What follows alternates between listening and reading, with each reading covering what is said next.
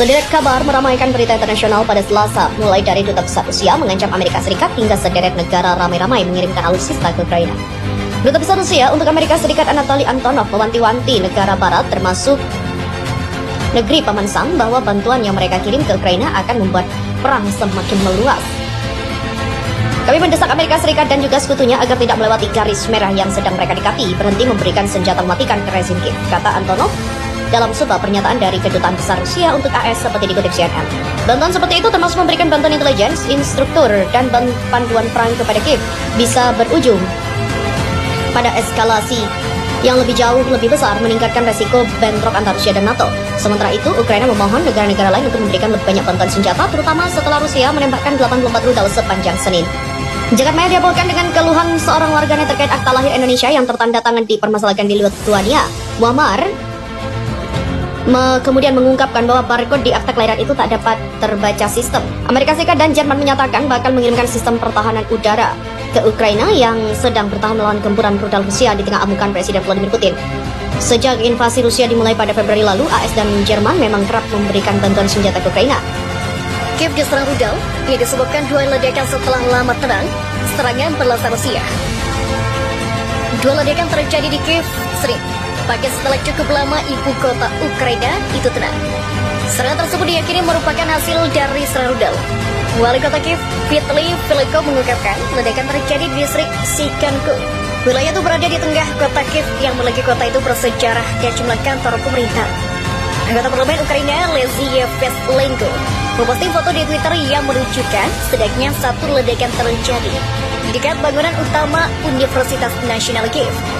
Dikutip dari ABC News, juru bicara layanan darurat Silana Podolaga mengatakan adanya korban tewas dan terluka. Dia mengatakan para penyelamat saat ini bekerja di sejumlah lokasi yang berbeda. Namun jumlah korban tewas saat ini masih belum diketahui. Selain itu, jurnalis Associated Press melaporkan adanya suara ledakan di tengah kota Dnipro. Sebelumnya, serangan rudal kerap terjadi di Crimea termasuk Zaporizhia, di mana 6 rudal diluncurkan pada Sabtu. Meski Rusia belum mengklaim lebih pelaku serangan rudal ke Kiev, kecurigaan itu cukup besar. Pasalnya, sebelumnya terjadi ledakan di jembatan Crimea yang telah dianekasi Rusia sejak 2014 lalu. Walau Ukraina tak mengklaim sebagai pelaku serangan tersebut, Rusia telah menuduh insiden itu merupakan aksi terorisme Ukraina. Hingga kini setidaknya 11 orang tewas. Presiden Rusia Vladimir Putin mengatakan gelombang serangan itu dilakukan sebagai balasan atas meledakan jembatan yang menghubungkan Rusia dengan Crimea yang dicaploknya. Bagi orang-orang yang berada di Ukraina ketika mulai invasi Rusia skala penuh pada Februari, muncul perasaan bahwa mereka telah mengetahui dan juga mengalaminya. Warga dianjurkan berada di ruang bawah tanah sebanyak mungkin, sebab serangan-serangan lanjutan dengan menggunakan rudal dan bom diperkirakan akan terus dilancarkan. Tapi situasi kali ini juga berbeda. Ledakan di Kiev jauh lebih dekat ke pusat kota, bukan di kawasan pinggiran kota. Tetapi getaran akibat ledakan dapat dirasakan di jalan-jalan dan juga lokasi yang dikenal dengan baik selama 8 bulan terakhir. Pada tahap ini, masih sulit untuk mengetahui apa yang sebenarnya menjadi sasaran serangan. Namun pernyataan Kementerian Kebudayaan Ukraina menyebutkan museum-museum dan gedung-gedung konser musik telah mengalami serangan. Sebuah video yang beredar di media sosial menunjukkan lubang besar di taman bermain untuk anak-anak. Olena dan juga Valery Badak tinggal di sebuah apartemen menghadap ke taman bermain anak-anak yang ada di Taman Shevchenko. Dia mengatakan hal itu sangat mengerikan, dalam sekejap ada lubang dalam kehidupan kami, mengerikan, ujarnya. Sasaran simbolis sulit dan terlalu dini untuk mengetahui logikanya, namun laporan-laporan dari kawasan lain menyebutkan adanya serangan terhadap pembangkit listrik tenaga panas bumi listrik.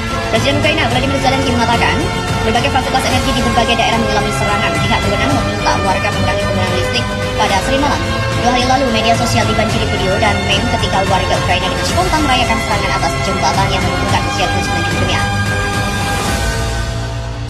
Sederet kabar meramaikan berita internasional pada Selasa, mulai dari Duta Besar Rusia mengancam Amerika Serikat hingga sederet negara ramai-ramai mengirimkan alutsista ke Ukraina.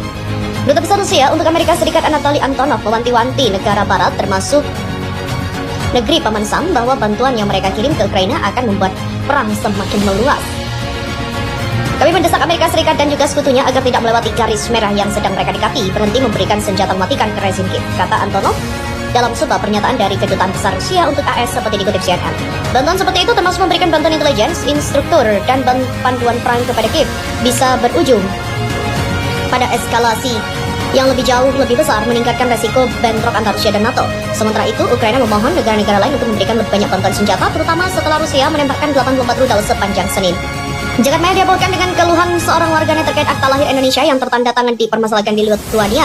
Muammar kemudian mengungkapkan bahwa barcode di akta kelahiran itu tak dapat terbaca sistem. Amerika Serikat dan Jerman menyatakan bakal mengirimkan sistem pertahanan udara ke Ukraina yang sedang bertahan melawan gempuran rudal Rusia di tengah amukan Presiden Vladimir Putin. Sejak invasi Rusia dimulai pada Februari lalu, AS dan Jerman memang kerap memberikan bantuan senjata ke Ukraina.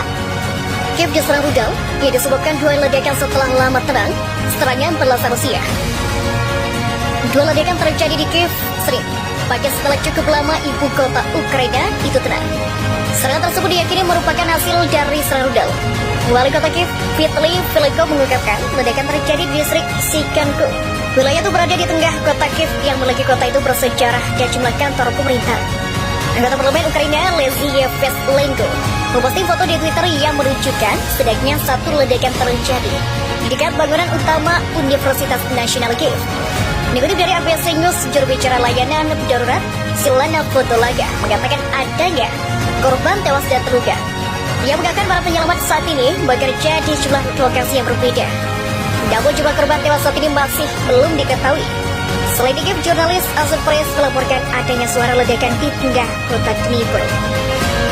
Sebelumnya, serangan rudal kerap terjadi di Crimea termasuk Zaporizhia, di mana 6 rudal diluncurkan pada Sabtu. Meski Rusia belum mengklaim lebih pelaku serangan rudal ke Kiev, kecurigaan itu cukup besar.